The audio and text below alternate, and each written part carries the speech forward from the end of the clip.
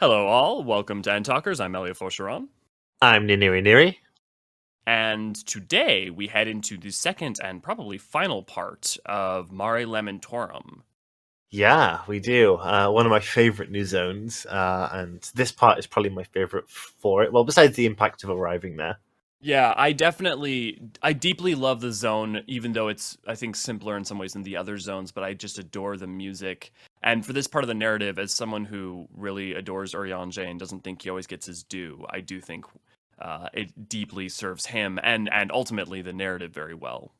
Yeah, I agree completely. Oriange's stuff in here is really awesome, and the way they sort of tie it back to his trauma, I suppose, with Moan Breeder is also awesome at the end of it. Yeah, well, and we'll get to it, but the weight of his, no, I don't want to say past actions because they weren't mistakes, but him trying to do the best thing he thought he could at the time, and still knowing that that came at a cost.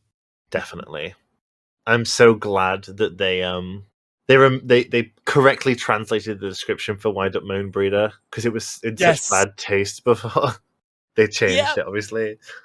Yeah, for those of you who don't know, I might put up a link showing you what the old text was, and for those of you also who don't know, maybe you shouldn't click on it and just go with what exists now. Yes, please. With ill omens, we return to the Watcher's Palace and learn about the nature of the star. Right, absolutely. All of the the really fascinating stuff regarding well, I suppose it's not technically internal, but the mechanics of the star that we never knew about, the celestial aether currents and all of that. Well, and that's one thing I wanted to point on is that I had kind of glanced over this because I'm trying to rewatch the cutscenes in order.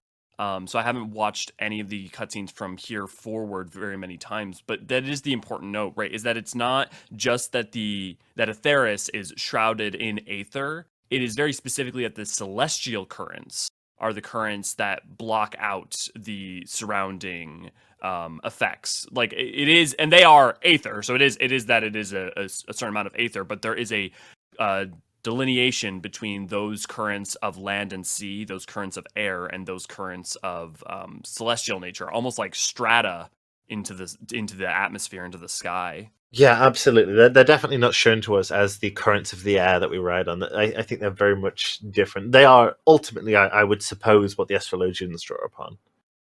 Yeah, and my reading is very similar. I think my reading tended to be that those of land and sea are more akin to what the your black mages, your white mages draw on. Those of the air tend to be something more that we would ride upon, though it may not be so. It may be that those two types are actually more co-linked, and white mage and black mage may draw on both of them or anyways.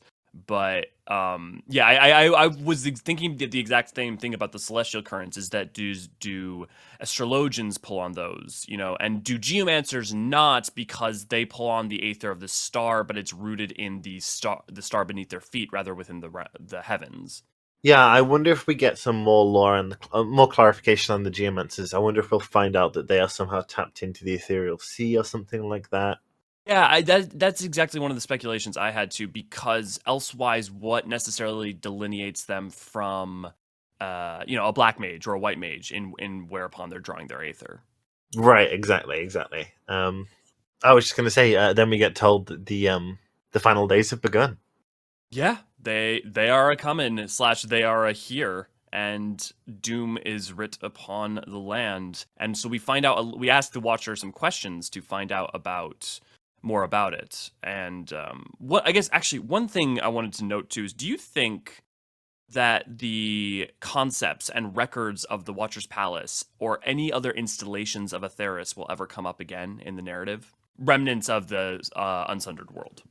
Yes, I do. I definitely do. I mean, look at, for example, post Shadowbringers. We all knew that there was still going to be some. Well, yeah, Anida definitely, but I mean, in terms of them revisiting concepts, we knew that there was going to be there was going to be reuse of it in the next expansions. It was going to get callbacks and visits, but none of us expected to use that version of the Crystal Tower again. I'm sure. Yeah. But we certainly do. Yeah, they do have a habit of trying to reuse, not even reuse, that's not entirely fair, but try to bring back things that they've used prior into the fore. So yeah, that's a good point. Yeah. What do you think? Do you think we're going to see it? Oh, I think there's no question. I think the only question in my mind is, do we see any remnants of the unsundered world upon our star or upon another reflection? Because if we inexorably go to another reflection, you then could imagine that, there's going to be remnants of other places, assuming that not only those areas around Emerald survived, but on top of that, with the remnants of a niter that existed within the first, where else might parts and pieces exist, even if nowhere else than just the Indigo Deep. But so I think there's just no question. I mean, what does the Indigo Deep look like on other shards? Is it a desert on one shard? Is it Ooh. a jungle? I mean, we haven't seen our own Sahagin Queen. We know there's one down there. Obviously, we killed the firsts, but we know that there's one down in ours who we're now beginning to work with. I wonder if she lives in Amratine ruins or something. There's Yeah, definitely potential. we do deal with the one with the it's not the Indigo Deep one, but the Sahagin from the Roll Quest. So there, but luckily that's not just the Queen of all the Sahagin, just one of the groups. Right, yeah. It's phrased, I think it's in E1 probably, that they've got their own big style like spawning grid. It's almost, I think, implied that she's immobile or something in the book, but I'd have to check that before I make that claim. Well, and it would track with the first. Yeah, definitely. And then we find the name of our planet, which was a Yes, revelation. Atheris, and definitely didn't cause any drama in the days following the release of Endwalker because using it was a spoiler, but also if you used Hydaelyn, people would be like, well, that's fake lore because that's not actually the name, which was also silly because literally people still use it even in 6.1. It's like, not everyone, just because we learn it doesn't mean everyone on the world immediately knows. Yeah, we did have comments chastising us for using Hydaelyn, which we used to avoid spoilers. But also, it's a perfectly valid name for the world because the world's name is a product of the people living on it. They make their own names up for it. That's how you name a planet. That's how you name anything, really. Yeah. So yeah, it's Atheris. It's also Hydaelyn. Yeah, and they can be used interchangeably. We see them even onto side quests. I have it somewhere in my notes, but there are multiple NPC even in Sharlayan, like those people who even are supposed to have kind of heard of our tales of saving the star still have used Hydaelyn. So both are perfectly acceptable. Yeah, I mean, if we found out that an ancient civilization called Earth something else, we wouldn't change to using that name. I mean, Yeah, or probably some not. might. Certainly not immediately. Yeah, some might be contrarians, but um, so yeah. Oh, and back onto the final days. One of the statements that's interesting to me that also propagated a lot of my theories during 5.0 is that we heard that from within the earth a terrible cry issued forth, affecting profound change in all manner of life. Now, we know that ultimately the Song of Oblivion comes from the heavens. Do you think that is somewhat artistic licensure? Do you think that that is just a misunderstanding? We get a little bit about this later on as well, so we'll talk about it then. But um, do you read that more as a misunderstanding on the parts of the Amortines? So we know that the Amratines weren't particularly concerned with the stars beyond their own. Like they might have been a little bit, but they hadn't really embarked on looking into them too much. Hermes, notwithstanding. Yes, But I mean specifically, he was the unique case. yeah, he was. In fact, so much so that the other members of the convocation, well, the Hythlodaeus and the gang, react with not scorn but surprise at finding out that he's trying to look into it. So I think if you hear a sound from all around you, right, which is essentially what it was, Hmm. you can't really track it. You can't hear what direction it's coming from, so you may just assume it's from within the earth. No, I think that's a very very fair read.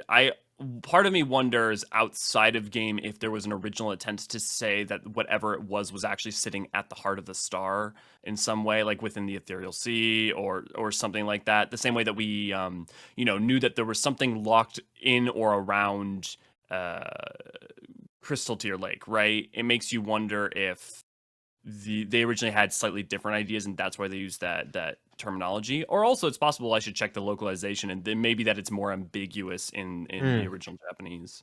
It could be. That would make sense. Yeah, that would make sense actually. So this is also one thing I really like that I think denotes a difference between astrality, umbrality, and like making that clear is that Zodiark wasn't just made because he's powerful. He didn't just like flood the star with aether because they made him. What he does is he specifically was made to be of darkness because then his nature was astral, and he would basically quicken the aether of the world, and because the celestial currents started to stagnate, and so they, for lack of a better way of putting it, became more umbrally aligned, and so they needed to be brought to life and moved and given growth and change. And so that's why Zodiark is darkness. It's not just like, we summoned him and he's evil, that's why he's dark.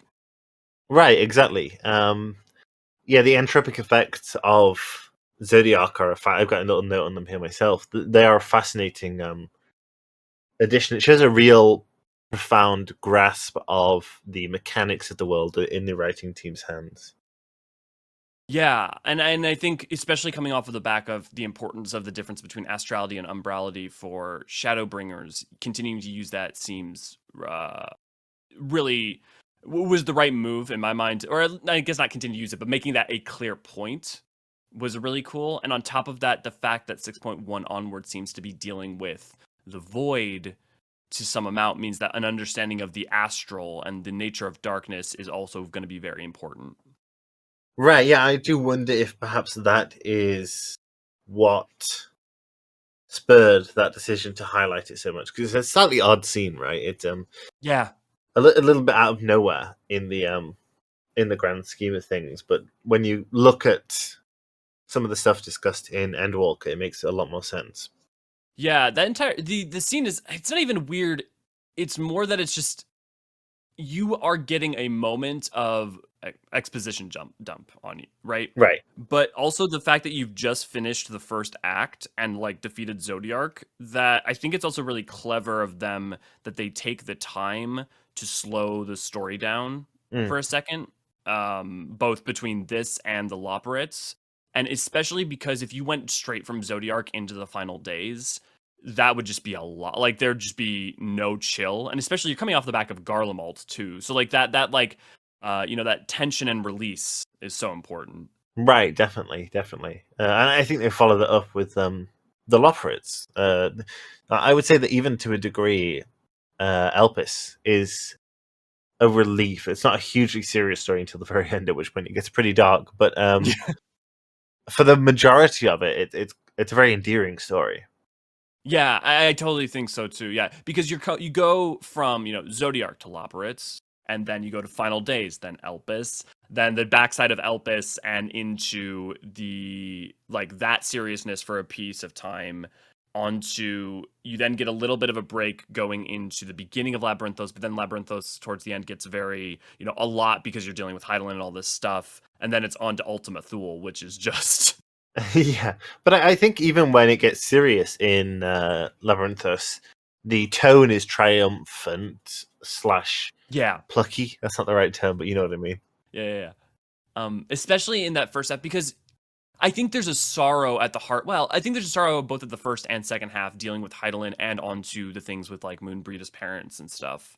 But I do agree that overall, I mean, you have the the Endwalker theme playing that whole time when you're getting prepped for the Ragnarok in the like triumphant like energy moving towards a climax.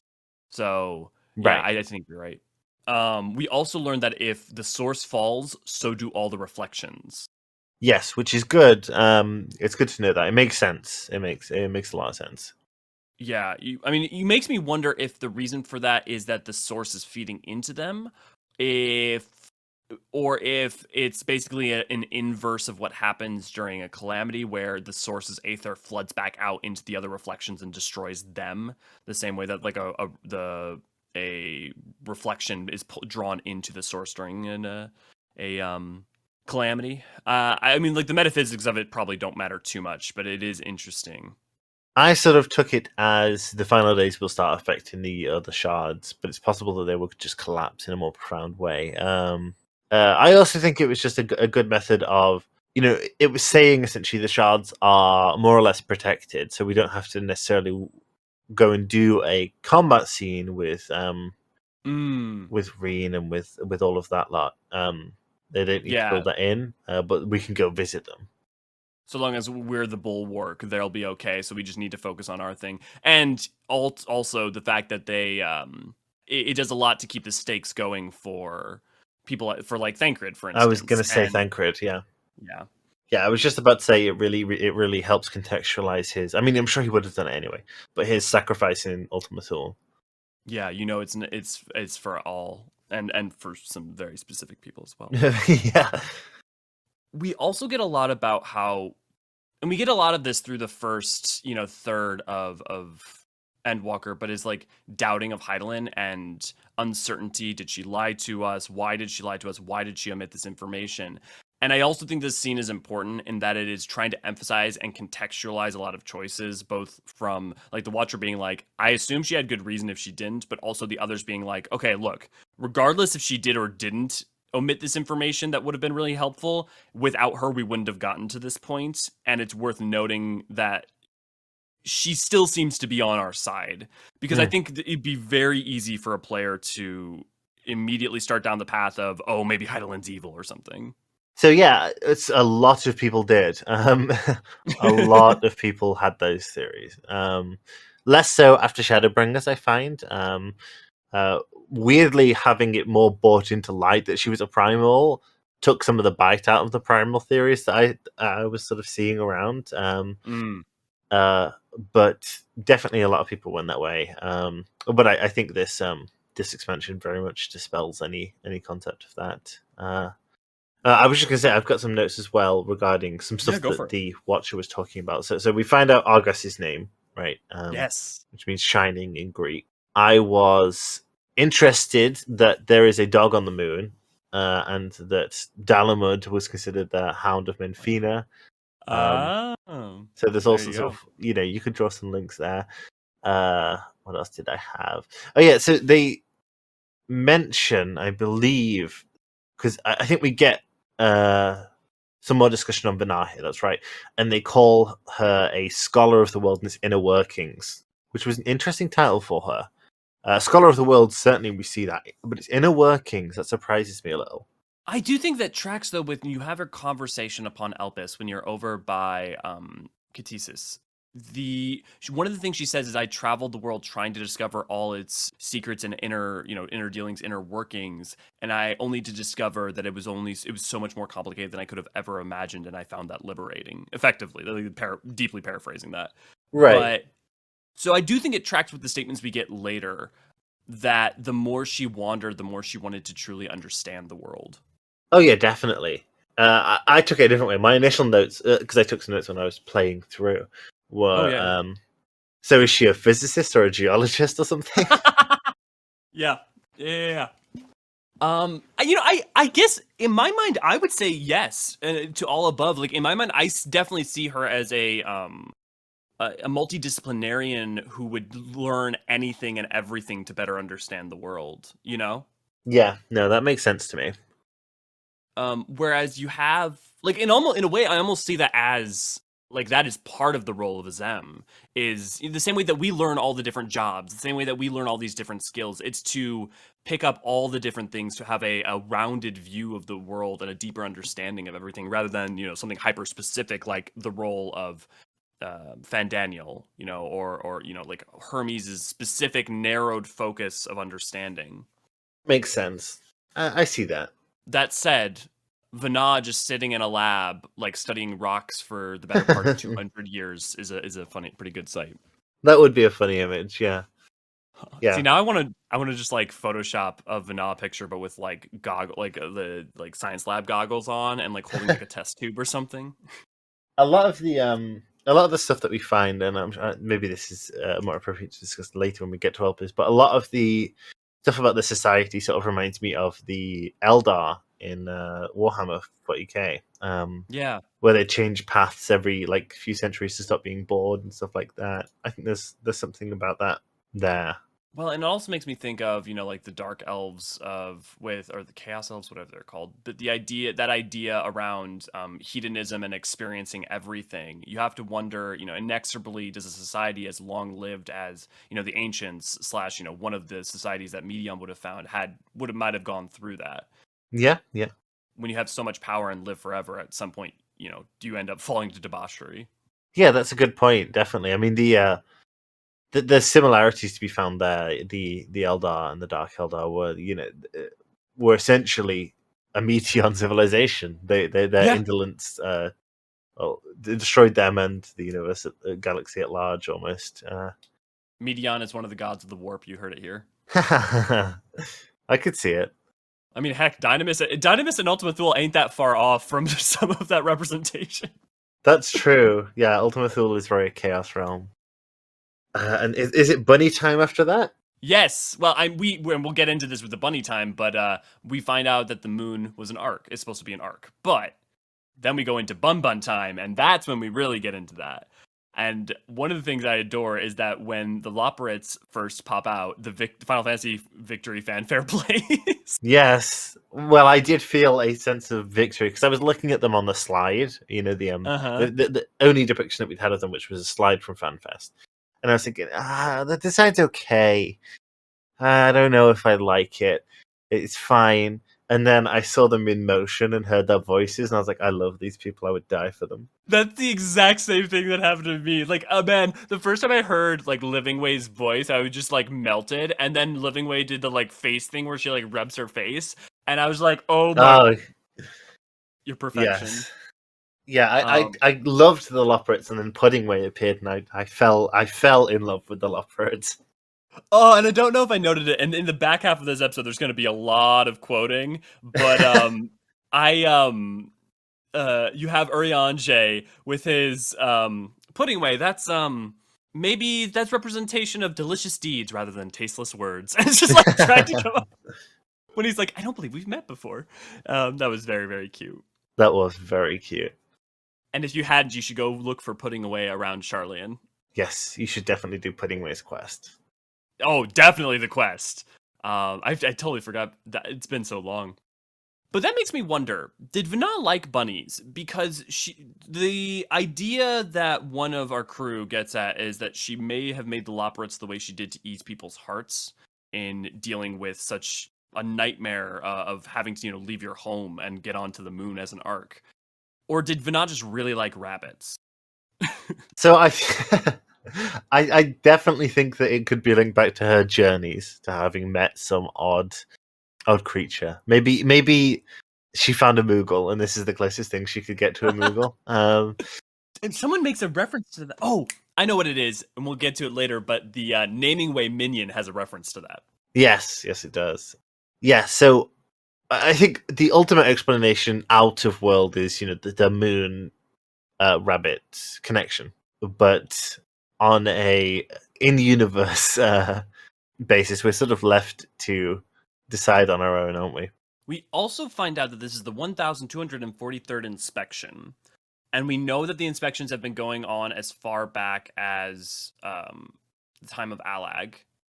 So it makes you wonder. I think some of the side quests also reference a little bit more about the exact period of time between each inspection, but that means that they have to have been going on for their better part of at least 10-year increments. At the very least, because it's been a very, very long time since then. And I would, counter that it was at least the time of Alag, right? Because it was Dalamud that sort of roused them. But I would have to say that it would have been quite a while, but they're definitely not yearly inspections. We can say that for certain.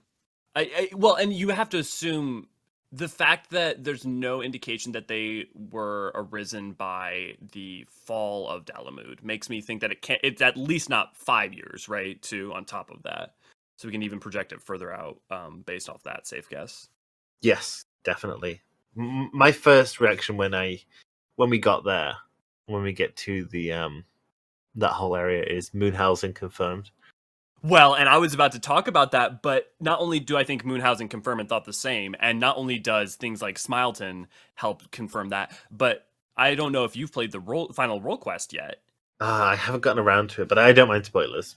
Okay, well, the thing about that is that we find out that the Forum's plan is to move all of Charlene's knowledge onto the moon and to make the moon the permanent repository for it, as well as having it be manned by people from Atheris as well as the Loporrits. So, like, we literally know people are going up there to live there. Yeah, And we have, housing. We have, like, many people. Like, there's so many reasons to think moon housing is a coming. yeah, I definitely think moon housing is coming. Now, do I think it's the next housing that we're Oh, getting? hell no. No, I wouldn't think so. No, I that's like in my mind that's like 8.0 at earliest. Yeah, I'd like to see Crystarium housing at some point. Me too. Which, if 6.x goes the way we think it does, and connections between the reflections and the source become more of a permanent and regular thing, would make a lot of more contextual sense. Yeah, and the whole scope of the game changes when that becomes a thing, on a wider world sort of implication. It really does. Style. Beyond what it means for players, what it means for the people of the worlds is profound. I do think there's a non-zero chance, and I think I've talked about this elsewhere, that the next major conflict is actually to do with that. The fact that 6.x seems to be setting up cross travel between the reflections, I could totally imagine that the conflict then between reflections is the major source of conflict. Imagine a reflection in which there you have an allag, effectively, like not literally allag, but like a Ronkin or an allag, but they actually do take over the whole world and have had power and control for that entire time. Now you've just opened a gateway onto other worlds for them to conquer. Like, oof. Yeah, I was thinking Ronka, and Allag, of course, when you started to talk about that. I think that would definitely make sense. It'd be really interesting to see. Now that the Garleans as a people enemy are gone, well, not gone, but resolved partially. Yeah. No longer an empire that we're fighting. We could definitely see that.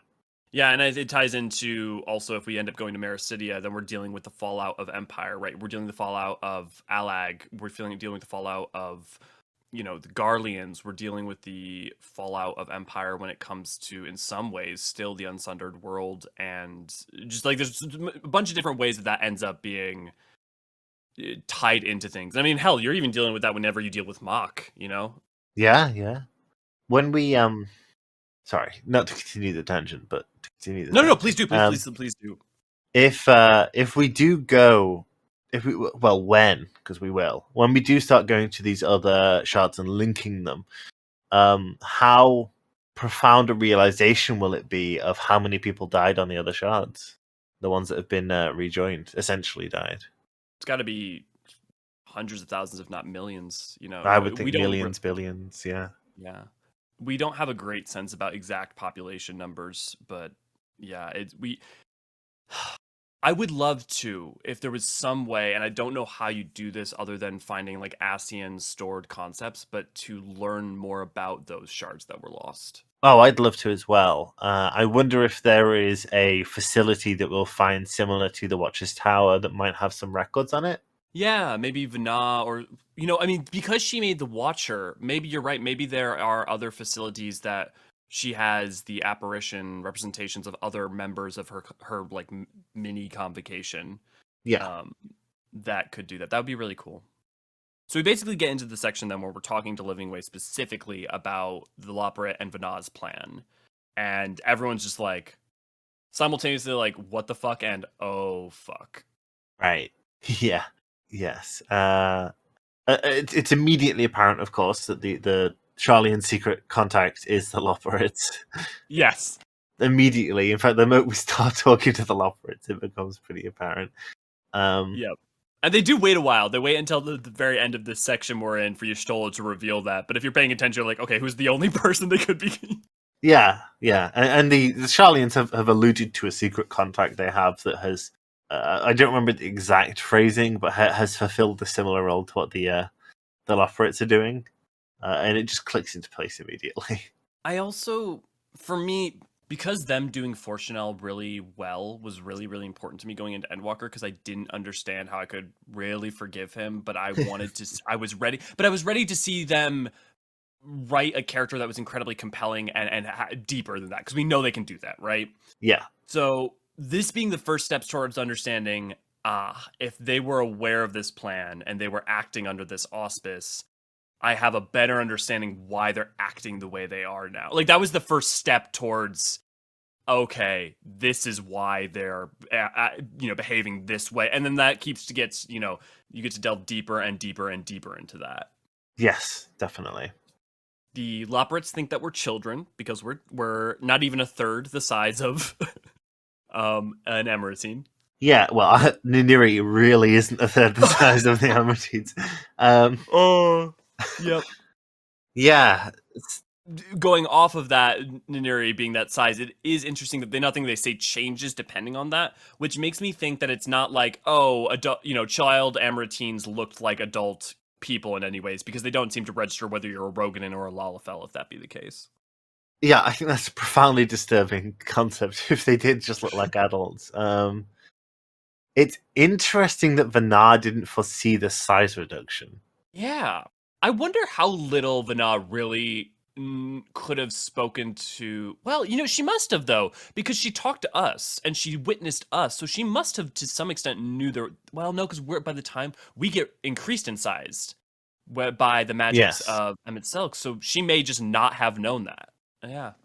That's true. Yeah. But I mean, yeah, I suppose it's the first time it was done. First and last so far. So, yeah, it's fair that she wouldn't know. I do get the impression that her sundering was an act of faith, right? It was not I'm going to be doing this. This is the plan. We're going to. It's much more, I believe this is right. I don't know all of the fallout that is going to happen from this, but I know it is the right course of action. Like, that's the impression you get from the Answers cutscene. Yeah. We get the panels that we see, both when we see the visualization of Atheris, but also later on with Building Way. They have numbers on them, and one of the things that's interesting is that they are actually slightly different. That they're slightly refined versions of the number system that you see at places like the Gold Saucer, but they do match 1-to-1, and so I'll quick go over them. They're mostly gibberish, but you have the numbers above Atheris are 5421. To the top left, you have A02354125. And then the one that is interesting is that when the warning sign pops up saying, oh, like something's happening to the planet as it's dying, the numbers are fluctuating in the tens digits, and then all of a sudden it goes up to 100%, effectively saying, I don't know, 100% loss of aether, 100%, destruction. I couldn't say for sure. The numbers above that say A17.24.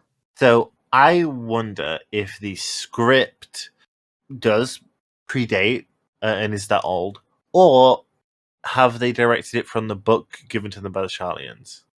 I was wondering the same thing, especially when we know that Eorzean script ends up being a derivation of Allagan script. It would make sense that then, if Allag was built by Emmett Selk, that their script was rooted in the same script as the Unsundered World. But also, well, here's what I'll say: they would have gotten that book within the past 1500-ish years, right? Probably even sooner than that.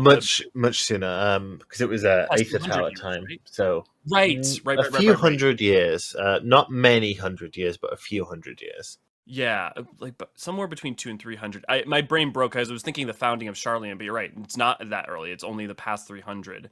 And to my mind, the fact that they use those numbers throughout makes me think that it's likely that system must have predated, because the construction on the moon began long, long ago. They've basically just been doing system checks every, couple of years at this point. Right.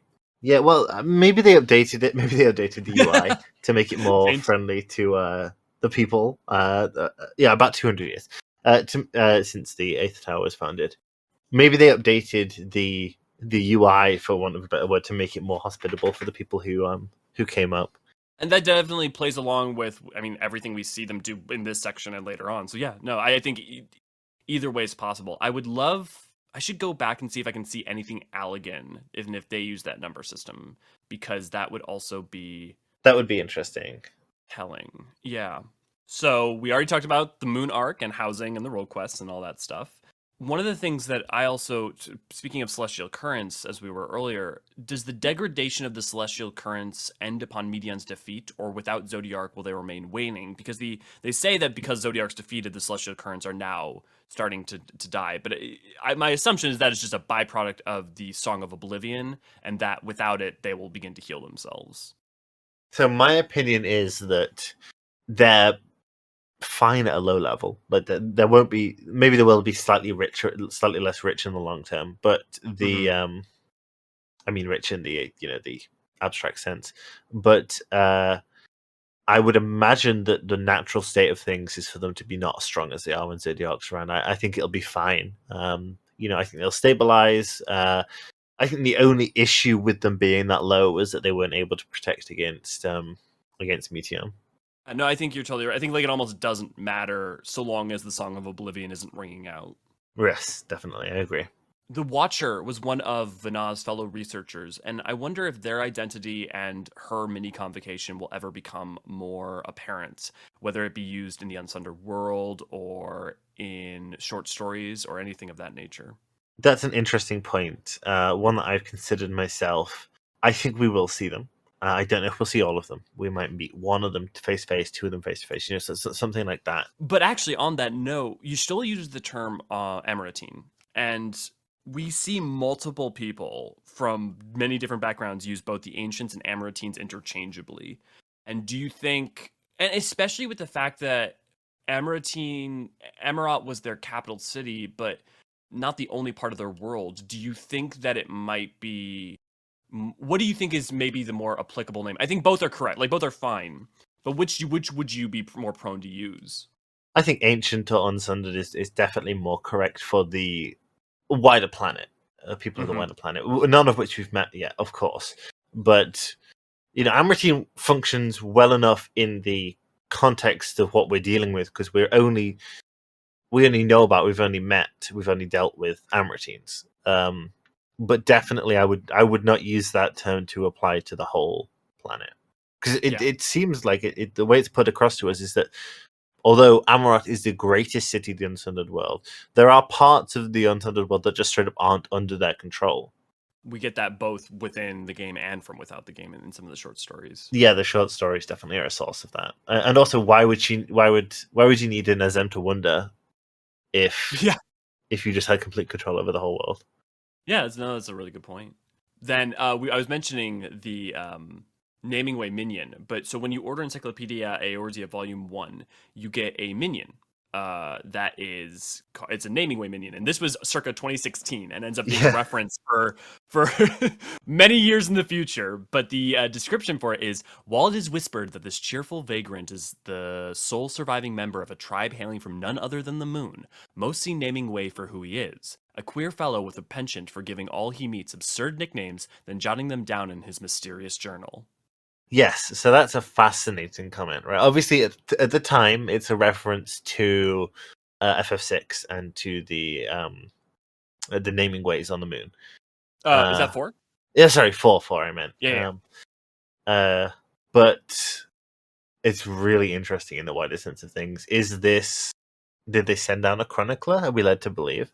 It definitely makes me wonder. And there's also an addition with it from a Rogadan scholar, Clinthora, that says, I do not expect all Mughals to be well-versed in Rogadan naming conventions, which that, to me, fuels the point you were making about Vanna seeing a Mughal and making them based off of that, because elsewise, there's not a lot of reason to mention that. Yeah. Yeah, she made them to be less reclusive Mughals or something. Who knows? Okay, but Loporit, King Mogglmog. Oh, wow. Kinging way. Ruling way. Ruling way. Oh, now I want Art of Ruling Way the Primal. I would like that very much. Oh my god. I would like that. I'd like to see. Oh god, I want to explore the Unsundered World. But that's beside the point. We all know that I want that. Well, we're definitely at least getting more time there with Pandemonium in Elpis. We'll see, how much of that goes from there. Yes, definitely. And then Naming Way ends up Living Way ends up talking to Building Way. And so the Building Way panel from left to right says H0145, 8J, 012, AT, FFXIV. And that's so make of that what you will. Yeah, that's. I'm sure that they're just key smashes by any other name, but it's interesting to see. It's definitely interesting to see that they are translatable. I mean, they certainly put in the effort. It makes me wonder if there's like, even if just whoever was making the graphics had like a specific meaning or thought behind it, if there was something, even if it's like something that you could never know because it was literally that one developer just having like, my lucky number is 56 but the only reason I wonder if it's that, I guess the other alternative is they picked letters and shapes based on aesthetics, and just went with that. But the fact that we later on have the 404 errors and like that we have the 100%, like the fact that there are some things that make sense makes me wonder.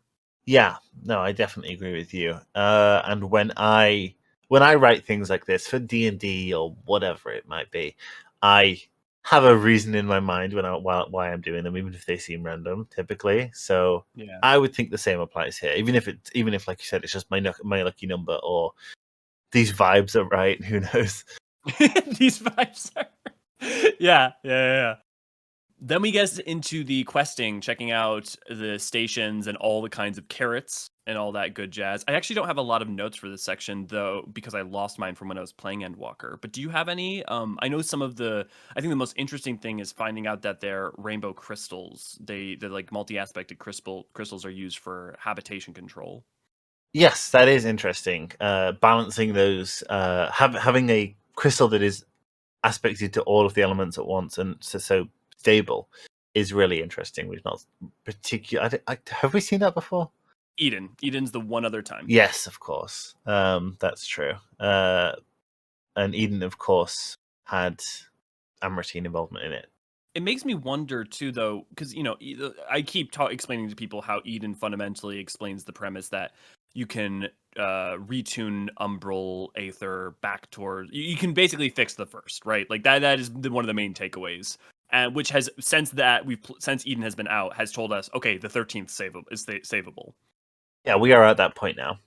Right, and it makes me wonder if the fact that the Loporrits have that capacity to create balanced multi-aspected crystals in any way means that their technology could help be a tool towards tuning the 13th back towards the way it was supposed to be. I mean, that's just like, it also, these two things could be completely unrelated and it has no bearing on that. But I constantly am wondering, it's not like we have another Eden, that portable Eden, like we take around to like, terraform an astral reflection. Yeah, I mean, I can't wait to see Colonizing Way going to work. Can't tell if that's dark or adorable. No, I definitely think that the tech that they have is and the life support experience that they have is of huge use to us in stabilizing the 13th. One could wonder if that, as long as you can create some kind of small bastion within the 13th as a stable platform, if then from there you can just continue to reverse many of the astral aligned effects. I think we do see that. I think we see a base camp being set up. Yeah. Well, it has to be somewhere for the gates. Right, exactly. And we know that there are solid structures in the void still. They're like floaty and weird, but there are objects there. Although the vast majority of the place does appear to be currently an endless sea of just darkness. Touching on your love for Chrono Trigger, we maybe we get the Place Beyond Time version of that. Well, as you know, I was riding the Lavos train until this patch knocked me off it. There's other reflections, my friend. It's still possible. Definitely. Yeah, definitely. And we're back. Hi, everybody. It's been a couple of weeks. We, thanks to our lovely assistant Craig here, who records all of our podcasts, may have lost the back half of this, and I may have not been aware of that until after I had COVID and was sick and was out of commission for a little bit. So we are back now here a couple weeks later, having already recorded some other episodes as well to converse about the sort of back third-ish of this section of Mare Lamentorum and to basically wrap it up at this point. Craig is on thin ice as a bot after that, but yes, we're back to finish off the episode now that Elio has recovered from COVID. Well, mostly. Mostly. I mean, that long tail is real, though. Yeah, oh, for real. Well, with that said, then I think the best place to kick off would be right when the Urianger time begins, basically, where we get basically sort of a 3-scene story about the way that the Loporrits want to engage with Urianger, how they plan to use him, but also kind of reconciling with not just his past actions, but the position he's almost been forced into time and time again. Yeah, I think it's almost somewhat pathological on Yeah. Orianger's point that he takes on this burden, even when he doesn't always need to. Always with good intentions. Yeah, and I think so. When we previously recorded, we talked a lot about this. And Urianger is one of the favorite scions, partly because I relate to him in a lot of ways, and partially because I think I'm very sympathetic, and maybe overly so, to a lot of the choices he's made in the past. And we'll get more into his own thoughts about it. But I think you're right. I think it is. I shouldn't say that it's just, oh, this was thrust upon him, and woe is him, right? It is very much as he basically puts. He was put into those situations, but he didn't protest, right? He instead actively supported his friends even when he didn't even begin to seek a different way.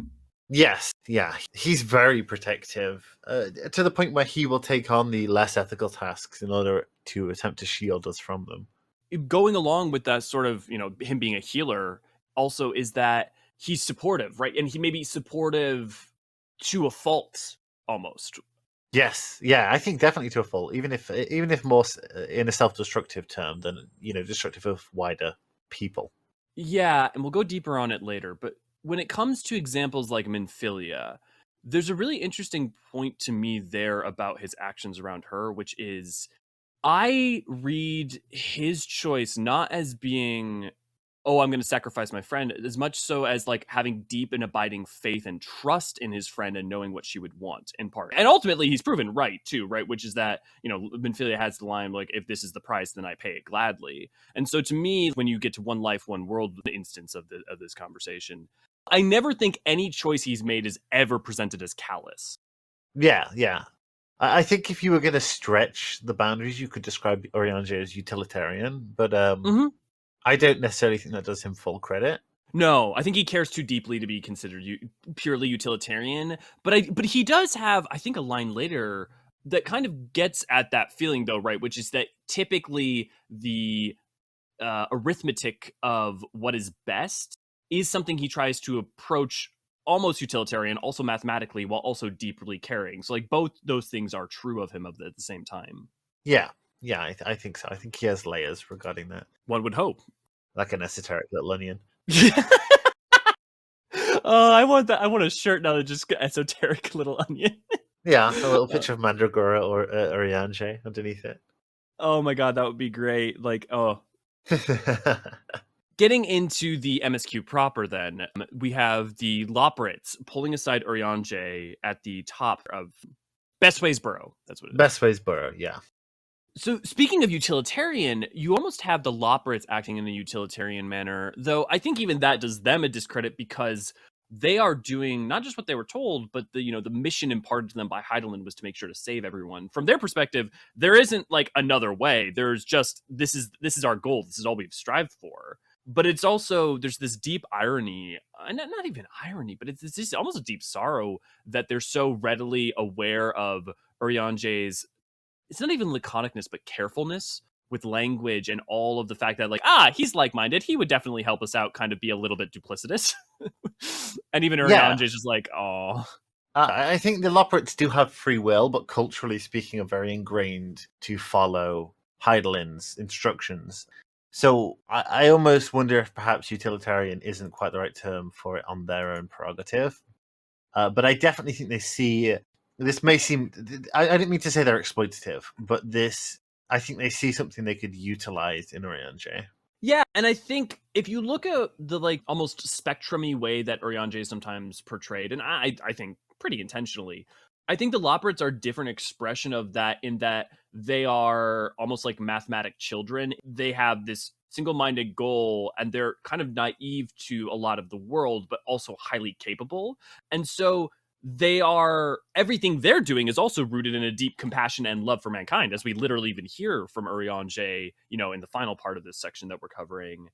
But they're also like, but the thing that we must do is we must get everyone to safety, right? Like there is no other option. And so it's this lovely juxtaposition of almost Urianger's growth is beautifully able to be juxtaposed with where the Loporrits are at.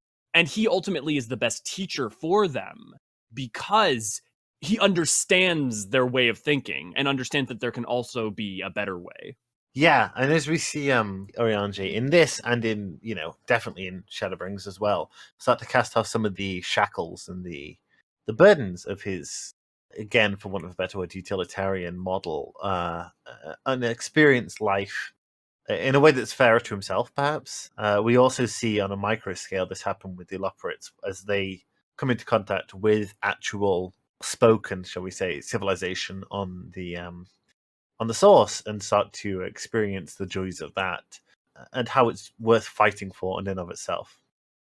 Yeah, and I guess speaking about like 3.3 and 5.0, I want to say that I have not only empathy for the situation he's in, but like there's a certain amount that I can say that I'm not sure I would have made those different decisions. I think I might have, but I can say that unlike some of my friends or some people I know, I don't look at his choices there and go like, how could you possibly do that? I look at those and I'm like, no, I really do understand not only just where he was coming from, but I can understand that choice as being reasonable and maybe the problematically almost reasonable to a fault. Um, A and lot of so where Urianger stumbles is in taking these burdens on alone.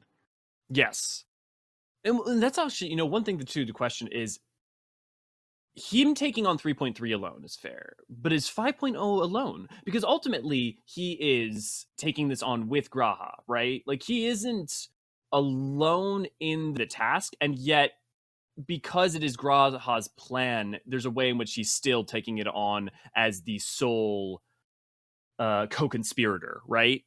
Right. Well, I suppose what I mean by that is in a situation in which he is not able to more fully rely on his support structure and his friends, or does not do so.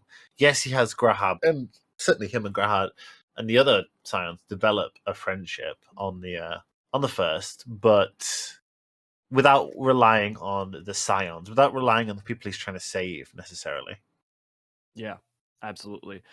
And I think one of the things I love too that I think helps to not push back against the utilitarian point, but more just like goes to what we're talking about this confluence of both being, again, lack of a better term, utilitarian, but also emotional is in that same time that you're having him help Graha in that way, you also have him helping. You have those moments with him and Reen. You have those moments with the fact that he, of all people, is able to understand or at least contend with the pixies in a way that nobody else seems to be able to deal with, right?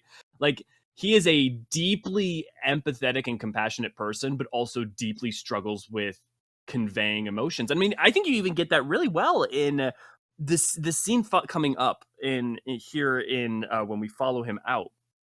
You have him talking about these things candidly, but he still doesn't express them. He expresses them as rawly as he can, but he is still speaking in poetics, and not just in poetics in the way that like is his natural cadence, but he's still like having to couch them in these like grandiose terms because to convey them in anything simpler is he doesn't know how to do it. And the first time you really get him to convey emotions in a simple manner, a just convey of rawness, is not until we return to Labyrinthos much later. Right, right. But you do see this progress. You see it with Reen, first of all, and then, like you said, you see it when we catch up with him and he's essentially luring us out to, he has to do it in an awkward way because he's Urianger, but essentially trying to change his ways on the moon. And then later in Labyrinthus, like you say, the barriers break down. Yeah, and Labyrinthos does not mean as much without this part of Mare. It does not mean as much without 5 Like it's all these like these are all steps in a pecking order. And during our MSQ replay, we talked a lot. Me and the chat have talked a lot about like Alfino. Like a lot of people really hate Alfino in ARR because he's stuck up little brat often, which is not unfair. I mean, the boy's deeply compassionate for people, but the problem is he has a hard time of thinking about the individuals in front of him and is so focused on either systems or the macro that he fails to think about people. And Alice ultimately, I think, has the opposite issue, and you see those grow. But like, it's easy to miss that if you don't have a character that is in a place where they need to grow, and then it's hard to have an interesting growth arc, you know. So like having Urianger make these choices in 3.3, as complicated as they can be, if you don't have people either making mistakes or making maybe choices you don't necessarily agree with, it's then hard to do something with it. And I think that's borne out a little bit in my mind with like how Y'shtola to me is sometimes the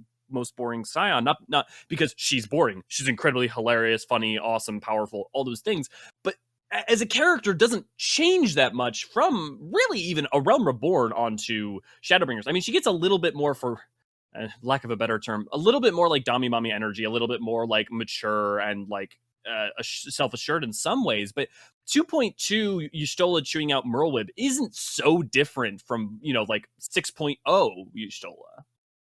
Right. I definitely think if we're going to point to a mainline scion that's had the least character progression, not counting Papalima, of course, considering his early death, I think Y'shtola is the one who's remained most static. Not fully static, but most static. No. Just to return to your point about Alphino, I think Alphino, as we see him in 2.0, or 2.x, is a sort of a microcosm of the state-endorsed sort of ivory tower superior attitude that we see in Charlene in this expansion. Mm-hmm. And I think and this is not the right term for it at all, but I think there's ground to be covered in arguing that it's almost a white savior narrative. Obviously not white, but you know what I mean. No, I absolutely, in replaying A Realm Reborn, I had that thought before, but I was struck by, oh no, definitely there is that sense of the savior narrative, right? But definitely I think it is culpable with, you know, it can even be framed as like the Western savior narrative too, you know. Yeah, it's a condescending outside force descending upon maybe it's slightly aggressive, but arriving in a place and trying to solve all of their problems without actually considering the context and the opinions from the viewpoint of the natives and the reality of the situation. Yeah, or what they might want too. Yeah. Yeah, I was definitely struck by that. But all that to say, not that I think people need to be more like patient. Like if the character's bad or a character's making heinous choices or bad choices, I'm not being like, well, maybe they'll have a great character art. It's okay, just wait for the future. But at the same time, I do think it's worth. I don't want a game where everyone is, you know, fully formed out the gate and or great. You know, there's a fantasy writer, Brandon Sanderson, who I'm sure a lot of people are familiar with. I've read some of his novels, but like one of my favorite things is he's done these lovely essays. And one of the like rules for writing he has is this idea that weaknesses are more interesting than strengths. And I think that's worth, and I think that's just universally true. And so like keeping that in mind is, I think, valuable. Yeah, no, I completely agree. And I think that's I think that's broadly a hallmark of good writing, is that I've grown to hate this term vehemently, but you know, there's a reason that people came up with the term Mary Sue, as much as it may have mutated from its original intent. A character is more interesting when they are imperfect, when they are flawed. Yeah, and not to go on too much of a diatribe, but I do think the problem with Mary Sue is less of the concept. The problem's not the word. The problem that it is bandied about willy-nilly in situations where it's not applicable, but being treated as applicable. Yeah, the words. I don't have an issue with the word necessarily. I mean, Gary Sue exists as well, obviously. I think the thing is, like, colloquially, right, you could say about the warrior of light, oh, aren't they a Mary Sue because they're good at everything? It's like, well, no, because, like, it's not. If you're having a character come up against odds that they're contending with, just because the narrative allows them to succeed as a byproduct of time or power or things that they've accrued or change or growth, like, we don't face Xenos the first time and win. We have multiple setbacks during Shadowbringers. Endwalker is a constant journey between one step forward, two step backs, three step forwards, two steps back. Like it's, you know, it's this constant back and forth. It's like just because you have something that is someone who's powerful or incredibly competent, or it doesn't mean that they are a Mary Sue. I mean, the Warrior of Light themselves is broadly culpable in the Crystal Braves catastrophe and all of that as well. Right. I mean, we as players don't have agency over that, but the character does. The character is culpable in that, and various other things. Anyway, this is all to say that we appreciate very much the complexity of the story that's woven around Urianger. What would an Endtalkers be without a diatribe or two? Right, exactly. Or two? That's So, optimistic. well, why don't we talk about Urianger when we follow him out, like in specific? Because there's I'll try not to quote too often, but there are some just lovely quotes that come from this time, and we talk about those events that come from the past again, specifically, especially 3.3, 5.0, and even, I mean, as he talks about here too, the death of Moonbrita, and clearly still weighs heavily on his soul, which obviously is an important reminder because A Realm Reborn is so long ago at this point. Not so much necessarily just a Moonbrita, but it's really with an Endwalker. It's you have the setup of the parents, you have the setup of the reminder of Moonbrita with Urianger, and then you have the payoff in Labyrinthos. And so like it's this three beats, right? Yeah. But it's also important because all of this is resonant then for what Urianger does in Ultima Thule later on, to stand by his friends. And right. I think rewatching these scenes made me appreciate the fact that he goes with Y'shtola in Ultima Thule rather than standing alone. Like being like pulling an Estinian or pulling a Graha, or the fact that he stands by Y'shtola is because originally I was a little let down. It's like not having each of them have their own it was a little bit of a letdown. But I always felt that when I got to that scene and I felt a little bit let down, I'm like, I feel like there's something to consider here that I'm not thinking about that actually makes that more resonant. And I'm glad to find in retroactively there was a value to doing it that way beyond just pacing. Because you wouldn't want to, if you did every single Scion as one, it would like be interminable to like Yeah, I mean, definitely them and Thancred, but less so Thancred perhaps to a degree, especially pre Shadowbringers. They're the parent Scions, the old guard. Y'shtola. Yeah, they're the not to say mummy, but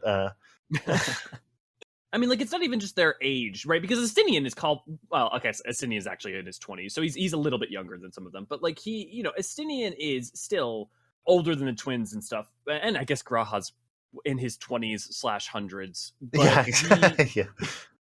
But there is definitely a difference in feeling between those three of the old guard versus the newer, the newer blood. Yeah, I think their choice to stand together is very meaningful. And I think on the moon, this is probably the closest that we've seen outside of the Labyrinthos scene to a breakdown of Urianger, of a moment of profound vulnerability. He is almost breaking down regarding Moonbrita and Minfilia. Perhaps that's slightly hyperbolic on my part, but that's the way I read it. I think he absolutely is. I can imagine, though, many players not feeling that way because he is expressing it the only way he knows how, which is to be more reserved, which is to hold a certain amount of the emotion back, to be calm and composed. And so he's what to some might seem like very like not even robotically, but just being like, what's the line? Selfish wants born of everlasting regrets. Most days I put them from my mind, but could think of naught else when asked to swallow the same bitter drought. Subterfuge and sacrifice, mayhap the right moral choice, but one I regard with great trepidation. And so, like, a line like that, I can totally imagine someone being like, oh, that's kind of analytical, when in reality, what he is saying is, I am struggling with the choices I have made, and I am unsure if they were in the right, and I am confessing this to you here and now. Will you hear me, my friend? In his words. And so, like, understand the thing that I think some people miss about parsing Urianger is that parsing Urianger is not just about parsing his higher oratory. It's also about parsing when and why he's using that higher oratory, and he has the line that I think is so important in Labyrinthos about, I forget the exact line, but it's, all of the poems, all of the, narratives, all the books I read, and I could find no way to express myself in them effectively. And when you understand that, I think you understand that there's a deep well of emotion behind everything he says. Yeah. If you read the subtext of what he's saying there, then you can see that he is in fact emoting in this unit to a great degree. I mean, if you look beyond the Urianger speak, which I know some people struggle to do, But if you do, the words he's using are emotive words. He's literally comparing his choices that he has to make and that he has made to, well, a bitter draught, like a drink that is painful or distasteful to drink. Yeah, I mean, you have his quandary, you know, how do we make peace with the dreadful algebra of necessity?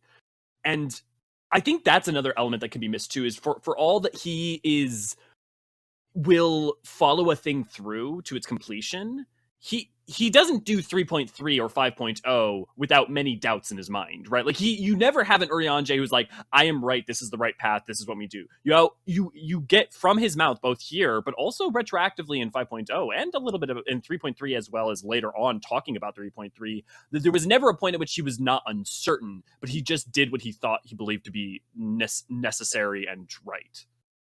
Yeah, so he's his actions in 3.x and 5.x are functionally mirrors of what Fortuno and the Forum are doing in this expansion.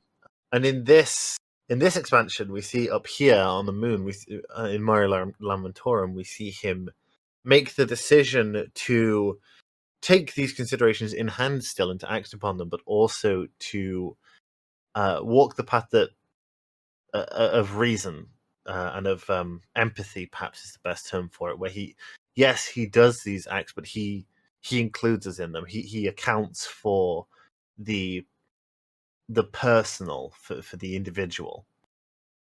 No, I think that's a wonderful point. And I think when we look to how Endwalker tells its narrative, as we've talked with other points, you have characters like Alphino and Alice rejecting the Forum more explicitly, but you also have them understanding them. You have characters like Y'shtola, who's just like, y'all a bunch of do-nothings. Like, what the fuck's wrong with you? But you now here have characters like Urianger who are more akin to them, refuting that utilitarianism, like a more direct utilitarianism that like Fortunal, you know, shows.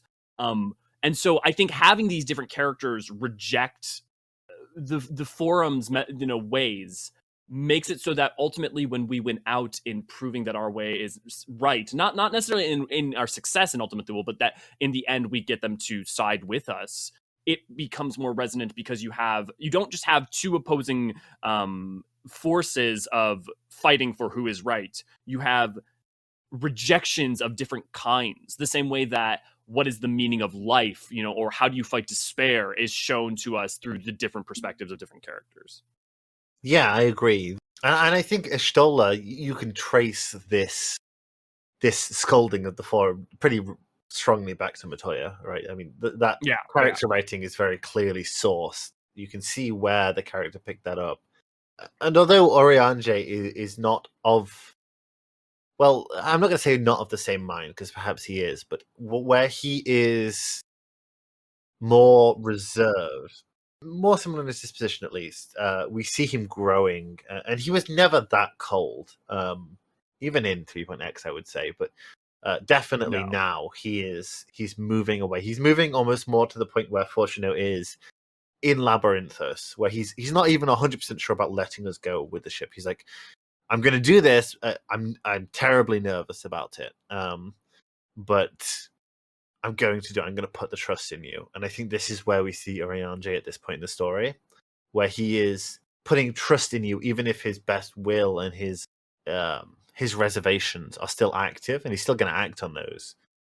Absolutely. And I think we get that explicitly. You have a later line where he's talking to the Loporrits, right, where he is conveying to them that what we must do is put the faith in man. I have faith in man to make the right choice when it comes to it, right? Like, and him expressing that is the peak of that character arc. And I guess when I think about it, I hadn't considered this really, but I made a point about talking about these three scenes as a 3-act structure, but it really is in a way. If you think about them coming to Urianger for duplicity, is like Urianger of the past. The moment where you're talking to him outside on Moria Lamentorum is him in almost like the now, and then the final cutscene is kind of him stepping into the future. Yes, I think that's true. I would just want to take a second to really appreciate, though, the deftness of storytelling in that we have what is a moment that could be singularly about having a moment with Urianger that's lovely and important, right? Like that in and of itself is of worth and valuable. But you are doing like triple service in that you are progressing the main narrative around the things with the Loporrits. You're progressing Urianje's narrative and importantly giving time with him in a way that we've not really particularly had prior. I mean, he even remarks on it, but also won't really have a time again to do in a singular way for the rest of Endwalker. And so it's important that we have this time now. And then you also are, like we're saying, having this connection to talking about when and how to help people and not and why not to always be utilitarian, and without it just being us going down and talking to Force, being another us talking to Fortunel, right? Like it is a refutation of that, but it's without any of the Charlenes being there or even as part of the conversation. Yeah, I described that last bit as almost a narrative parallel, perhaps, with elements of refutation, and with respects to the multi-aspected nature of the scene. I think also there is allusions to be made, like you said, to the forum, and also perhaps even to the convocation, if you really wanted to step out there, of their attitude towards the world around them and how they resolve problems for themselves and for other people. I definitely think they're set up to that. I mean, we've drawn comparisons between the convocation and the forum before, so I don't think there's any reason not to draw that to this. And I think when you think about that, you're dealing with the forum in the first fourth, effectively first fourth, let's say, and then you're dealing with this in what was roughly the second fourth of the story, and then you have Elpis in the third fourth. You have this as a midpoint between those two experiences. Yeah, 100%. I do just want to also call out, I think, which doubles down on everything we're saying here, but is, the line, how do we make peace with the dreadful algebra of necessity? And we're allowed to answer three different ways. And one, I just love that we're allowed to answer in three different ways that all work incredibly well, but are like different in taste. Like they allow you to really personify what your warrior of light is to you, in my opinion. I mean, there's always going to be people out there who like what their choice would have been is not present, but I think that they are deeply different while keeping things in the same place. I find it really interesting that the top choice is sometimes there's no right answer, as opposed to the Vritra line, which is have faith in yourself and your decision to take heart and protect well those you can. I'm always interested to see which lines are the because I guess this is maybe just a baggage. I assume this, but whenever I look at the top line, I assume the top line is the canonic line, is the like what the writers think the Warrior of Light would have said in that moment. Do you do that? I see why. I personally think the writers would want us to do the callback to Vritra. That's the line I chose. I liked all of the lines. I was not opposed to any of them. Same. But yeah, I that was definitely the one that jumped out to me. I like to do the callbacks when they seem fitting. Yeah, same. And I chose the have faith in yourself line as well. And that's part of why I kind of bring up this point, is because it was interesting to me that it was not the top line. But I would actually love to. I wonder if anybody else has been working under that same assumption, or definitely hasn't been working under that same assumption of of the top line being the quote unquote canonic line. Like assuming that, I'd love to hear. Yeah, no, I'd love to hear that as well. We also get a remark from Urianjay that we just never get to spend time alone with him, which is just true. I mean, there's not a lot to say beyond like it's just true. And I think the fact that we get as much character development throughout Shadowbringers with a lot of the characters, despite the fact that we're not spending alone time with them, is actually pretty impressive. Yeah, definitely. I mean, in Stormblood, obviously, Urianjay gets spotlight, but not necessarily in a personal way. It's not like he's a companion of ours in that moment, so much as he is a member of the or an aspect of the dynamics that are unfolding. But in Shadowbringers, we start to see him step into that role where he starts to get his own, his own personal moments, but always in the context of, or almost always in the context of Thancred and of Reen. And then that starts to evolve in this expansion to where he actually gets some time to stand on his own and deliver his own emotional weight without the context of people relying on him. Or often there are still people relying on him in these situations, but they're not around, at least. Yes. Yeah. And I do like, the thing is it's not to say too that you can't have a character be incredibly wonderful without having them be singular, or like having one-on-one time with them. So like it's not to necessarily detract from him, but it is interesting. I really appreciate that such an earnest moment is one of the few times we do get to spend with him alone. Yeah, I'm wondering if we're going to get the. Do you think we've passed the Oriange Bechdel test yet? Which is a conversation in which he's not talking about saving other people. Okay, it depends. It depends on if he's not talking about saving other people, he's usually at some point talking about saving the realm. That counts. I don't know. Yeah, and if that counts, I don't think so. Yeah, I really don't think so. I mean, like, you might be able. I mean, are we assuming an MSQ conversation? Because you might be able to have like a random text box here or there.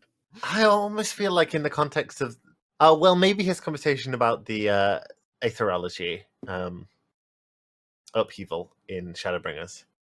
Yeah, but ultimately that's in root of talking about like the Eighth Umbral Calamity too and stuff. So Yeah, I mean, you're ultimately trying to save. Yeah. I don't know if we've ever passed that test. We'll have to keep an eye out. That's for sure. Yeah. I guess there's two final moments from this cutscene that I want to talk about, which is I think this really wraps up everything we've been talking about with him and his disposition and the way in which you should like try to. It's worth parsing what he's saying, but to dispense with all pretense and bare one's heart to another is a frightening thing indeed. But we cannot move forward ere we take the bold first step. A lesson I have learned many times before and today. And so, if anything, I think Urianger is painfully self-aware of, and it has been throughout, but is not always able to change course, and so, but clearly there's a deep well of sincerity and emotion behind every action.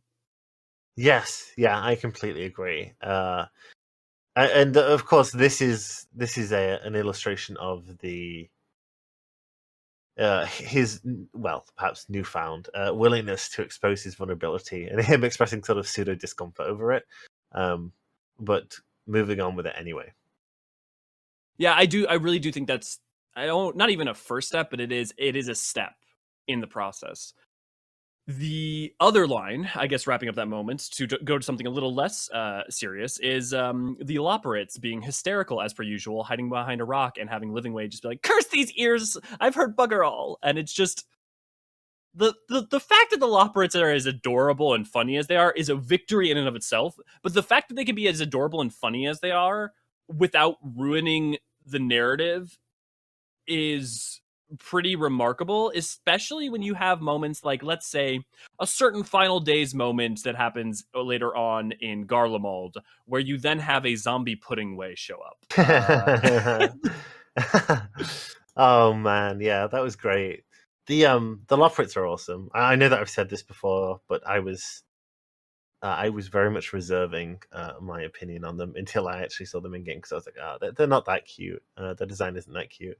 And I feel like they're just going to be Moogle's retread, maybe. But no, they were hilarious and just so cute in their own ways. Well, and my worry, and I think even some people may think that they do go too far in this. My worry is, and we've spoke that we both have a problem with like tone switching far too quickly. Mm-hmm. I think that they harken right up to the line in Endwalker sometime, but at the same time, it's really, really important that there is some levity, and not just because like, oh, we can't have serious all the time, but because if you don't have a sense that you're fighting for something during the final days, and if the heart doesn't remain in the game during a lot of when the final days begin, I think you lose something, because you have to at all times feel like you're fighting for something, and part of that can also just be in the heartwarming small moments or the funny small moments. Yeah, and I mean, let's not forget that we've just come out of one of the darkest moments of 14, the Garlemald section, and we're just about to go into another one of the darkest sections in the revisit to the final days and all of the effects that we see there, particularly in Thavnair. And both Garlemald and the revisit to Thavnair are profoundly dark and disturbing. So it's good to have these moments of humor when we can. Yeah, the accordion-like structure of expanding and contracting, not even like just the speed of the narrative, but like the emotions of the narrative in Endwalker are such that I can't. I think I've talked to people who, with the Best Way Burrows, they felt like, okay, why are we taking this break?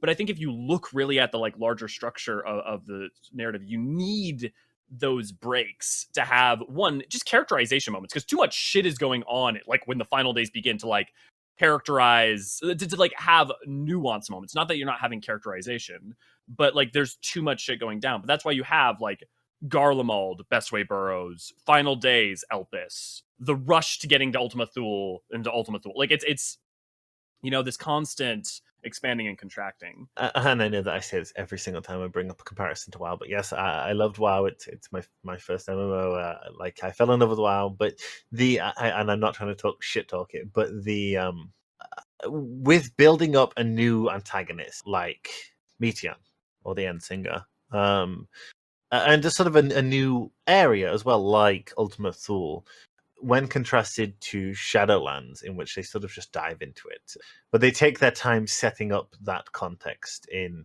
this expansion. We don't just arrive, do like half a thing, and then move straight into the Meteon storyline. We take our time to explore the context that surrounds it, the foundation of it, all building up to this reveal and showing us what we need to fight for and how specifically we will lose these things. Right. Well, and on top of that, you have so many elements going into that, right? Which is you don't just have setting up Meteon, but you have the fact that you've wanted to know more about Hydaelyn since A Realm Reborn. You also, find out about Vanam 5.0, and you also find out more about the Unsundered World, and you want to know more about that. So like that build-up's already starting. I mean, there's a lead up to that is the prior expansions with, things about the Ascians, what's going on with them. And then so you have all this build up into Shadowbringers, and that build up is then followed through into finding out even more within Elpis. And so like Elpis isn't even just like, here's our Meteon setup time. It is these many, many things we've wanted to know more about being now elucidated further, as well as these new interesting mysteries. And so the reason I partially bring that up is like to say like, oh, the major villain of the ultimate villain of the Hydaelyn Zodiac arcs isn't introduced until second to last map of the final expansion. It's like, sure, but like all the setup for getting you there is along the way in the journey. So it's like, while you may not meet her for real until the second to last map, getting you to care and be engaged and the prerequisites for that moment and the time you spend in Elpis is worked on very heavily prior. And also it's worth pointing out that we also have the mystery of Meteon begins right here immediately post Zodiarch. Yeah, definitely. I completely agree with you. I mean, hell, it really doesn't even begin there. It begins at the end of Shadowbringers when you find out about the final days and you're like, what the fuck caused that? Right, exactly. We've been trying to solve that quandary. God knows there's been 1,000 theories minted about that quandary. I, for one, was on the Lavos train. Obviously, that was not correct. Yeah, I think the difficulty with that was they used the terminology, I believe, at least in the English, that the call came from within the star. And so I always thought it might be something that's under Silver Tier or like something like that, but I hadn't considered from without because of the language that was used, which is also why it's not a good idea to, A, in Final Fantasy XIV, unreliable narrators are actively a thing, and B, don't ever be like, my entire theory hangs upon one word, because sometimes you're going to be, that might be thrown off for a variety of reasons. Yeah, translation is a real thing in this game. Indeed you do. So we get to the final of these three scenes, which is the Loporrits pulling Urianger out to the Watcher's Tower, planning to go and try to him being their envoy and bring people to Mare Lamentorum. However, he refutes them, and also all the other Scions appear, and the Loporrits freak out. Yes, yeah. The this scene is adorable. It really is. I understand the Loporrits here. They're a very understandable group. They are ultimately just trying to do their best. As a contingency for us, as much as we may be off to go and do our great heroism, they've not necessarily seen us do all of ours. So their desire to try to just, shuffle things along in the background while we're doing our big heroism and just do their little sort of mundanity for what must seem to them perhaps like mundanity of saving people. I think it's very understandable and sweet. So I'm going to hit on this point that is really important to me, and we've talked about. But the reason I hit on it is not just because, like, oh, Final Fantasy XIV is so wonderful in doing it, but because I think it's just valuable. And all narrative writing, and I think people should like be mindful of it in any medium. But that is that the narrative of Endwalker, even here, even with us set up to not go with the Loporrit's plan, even to disagree with them, is very compassionate towards the reasons they think what they think. Yes. And I even feel that ultimately that's true of Fortuno. Now they hide that from us and make him seem almost villainous at first. But ultimately, when the reasons behind actions are conveyed and you can be empathetic towards them, that is always going to be more compelling than a mustache twirling villain. Now, you can have mustache twirling villains. Don't get me wrong. It's not to say that you shouldn't ever have them. Amon. Yeah, but I mean, Amon's even is still somewhat interesting because of how many people out there. You have to think that there are definitely players out there who are good people, but who can relate to that feeling of what's the fucking point if it doesn't matter. Oh, yeah. I'm not saying that he's without interest. I'm just saying that he is mustache twirling. Probably quite literally. I guess when I say mustache twirling, more what I mean in specificity is a villain who's like, I want to destroy the world. Why do you want to destroy the world? No reason. I just want to destroy the world. And like, at least give them a compelling motivation that is rooted in something that a person would feel or think. Right. So like a one-dimensional villain is kind of the thing that you're... Okay, yeah. Precisely. I see what you mean. Precisely. I think the only time that we've ever had that is with Nail. And even then they expanded on Nail past 1.0. But 1.0 Nail is probably close enough to that kind of thing. Yeah, I think that's fair. I think that's definitely fair. To take a moment on Xenos, right? And this is, I think, also why for some people the Xenos fight does work, some people it doesn't. I mean, one, you get a lot of options for what you want to say, and for some, because of that, I think a lot of people get to have the catharsis they want around that. But for me, there is an aspect of what Xenos is saying in that moment of the desire to push past boundaries, the desire to do more, the desire to, like, those things. I, as an individual, actually do relate with that feeling. I do understand that feeling. So when he says that, to have my warrior of light say that I cannot deny is cathartic because I do connect with that. Foregoing all of his sadism, foregoing all the things that he did to get to that point. To say that I do not understand that as a desire, not as a motivator to do bad things, but as a desire, is something that is true to me. And so the fact that there's always something, right, like that for really every villain in 2.0 onwards. I mean, Gaius, that's true. Even discount Darth Vader version of Gaius, I think that's still true. Yeah. With Gaius, that's less I can relate and more of at least that's like a ethos, you know? Yeah, my take on you're talking about 2.0 Gaius, right? Specifically, yes. Yeah, my take on 2.0 Gaius is that, he's an imperialist, obviously. Right. I mean, profoundly. Oh, God. Well, it is a careful topic to step around. Right? It is really hard to talk about because you don't want to be sitting here like, oh, Gaius has a great point. I think that there is a difference between I'm going to take over and conquer because I am conqueror and I conquer versus I'm going to take over and conquer because I genuinely believe it is the best way towards peace. I think when you write a character, there is a difference in execution and nuance to portray Wonga Wonga me rule versus I have a sincere belief that what I am doing is just because I think it will be in the long-term best, and I will rationalize anything I do because of that. Yeah. So his motivations are understandable, they are wrong and they are condescending and they're arrogant. Like I said, wrong in a very profound way, but at least they're not, me big sword, me conquer. Yeah. No, and that's why it's you have to be so careful, right, at talking about it, is because you do not want to say, oh, that Gaius, maybe he had a good point, or or that Xenos, like he just wanted a battle. Who cares what he had to sacrifice in the intervening, interim, or Emmett, right? Which I think the narrative does this too. It refutes them and all these things for the same reasons, but you don't go, Emmett, he just wanted his friends back, so it's okay. He committed mass genocide. It's not to allow and condone. It is just to say that from a writing standpoint, right? To execute a character in which you can say you have motives is good. And to also execute upon characters where you have motives that I can relate to is even better. That's not to say you should always do that, because, for instance, if you only do that, you don't have Quintus necessarily. And I think it's important to have Quintus. Yeah, so Quintus is, God knows we've talked about Quintus plenty, but he's a... Not to discourage further discussion, but he's a good contrast to Gaius, and Gaius serves a valuable purpose. 2.0 Gaius serves a valuable purpose in and of himself in providing an allegory for real life imperialism, and how that's misguided. Yes, and one of the lovely things we get is a reflective Gaius on his role in that imperialism.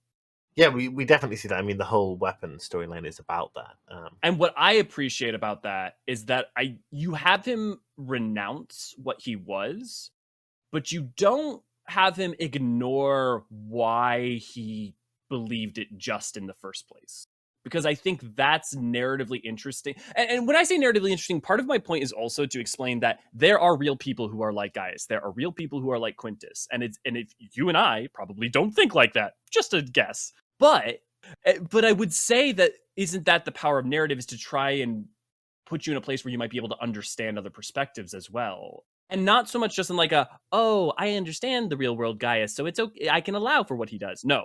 But to say, I understand why you take your course of actions, rather than pretending like you're not a human being. Because if you pretend like the bad guys are not humans and they're just somehow monsters that are not human, you ignore the fact that humans can be capable of that, and in the long term make it so that you won't address the issue. Yeah, no, 100%. 100%. But back to Eorzean. Back to Eorzean. I love that. I love his little speech on names, right? That names are an expression of self, a declaration of one's hopes and aspirations. And I love how that's also applicable when you think about it in some ways to people in their Warrior of Lights, our characters, our, those names that we choose for them, whether they be memes, whether they be sincere fantasy epic names, whether they be lore accurate names, they can be representations of those aspirations that we aspire for our characters or for ourselves. Yeah, definitely. It's a very small moment, of course, but it's a meaningful one, showing us. Although the names are very funny and are very, very cute, and of course, Puddingway is iconic. But displaying that there is a depth there to these Loporrit names. Yeah, well, and that idea that symbols are more than the thing that they are. Songs, maps, and even pudding. Yes, pudding. Puddingway is not just a character that wants pudding, although he's, God knows, loves pudding. It's almost more about the ideal behind pudding, the comfort behind pudding that's Puddingway embodies. Yeah, well, and I mean, if you want to abstract it even further, the desire to experience. Yeah, that's right. That's you think about like Puddingway is one of the first Loporrits to come down to Theris, and when he comes down, he stays there and tries to find pudding, and like even the Puddingway quests and stuff. It is he's one of the Loporrits going out on an adventure, and so in some ways that makes him simpatico with us more than anything. Puddingway shall walk. I just also love that the Loporrits are just us writ small, right?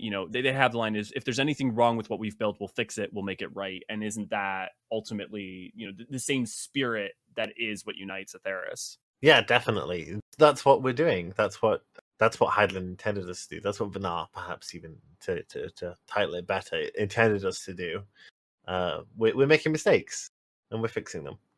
Yep. Or we're doing our damnedest. Indeed. And you also have that little small story, which again fuels into this like setup for Moonbrita, for the catharsis around Moonbrita, of Eorzean talking about her annoying him while he was trying to read as a kid, and he eventually asked her, what does it mean to live? And she responds, the anticipation of a half-read story's conclusion, the hope today's mistakes may serve as tomorrow's lesson, the wish that a new acquaintance may one day call thee friend.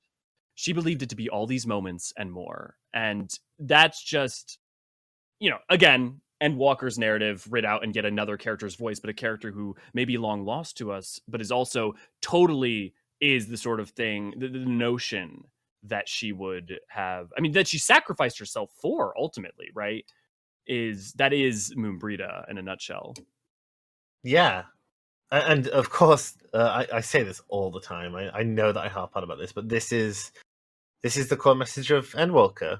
Is what Moonbrita was saying in that moment. The experience of living is, in and of itself, validates living, validates it provides value. Yep. So let us write our own story to find a way forward.